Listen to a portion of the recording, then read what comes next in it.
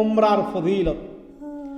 রমাদান মাসে আপনি উমরা করতে যাবেন। রমাদানে উমরার ফজিলত ব্যাপক। এই মর্মে বুখারী মুসলিমের হাদিস, বুখারীতে হাদিস 1863, মুসলিম শরীফের হাদিস 1256 নম্বর হাদিস।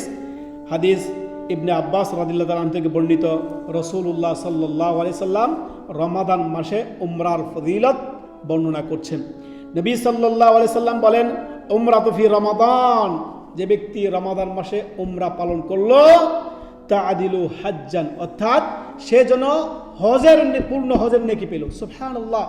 আও হাজ্জান মাই, অর্থাৎ নবী সাল্লাল্লাহু আলাইহি সাল্লাম বলেছেন রমাদান মাসের একটি উমরা রাসূলুল্লাহ সাল্লাল্লাহু আলাইহি সাল্লামের সাথে হজ করার সওয়াব পেলেন আপনি। সুবহানাল্লাহ। অতএব আপনি এই রমাদান মাসে একটি সুবর্ণ সুযোগ হচ্ছে, আপনি উমরা পালন করবেন। যাদেরকে আল্লাহ সামর্থ্য দিয়েছেন তারা দেশ থেকে আসতে পারেন, আর যারা এখানে আছেন 1-1.5 রিয়ালের মধ্যে আপনার উমরা পালন হয়ে যাবে। আল্লাহ আমাদেরকে তৌফিক দান করুন।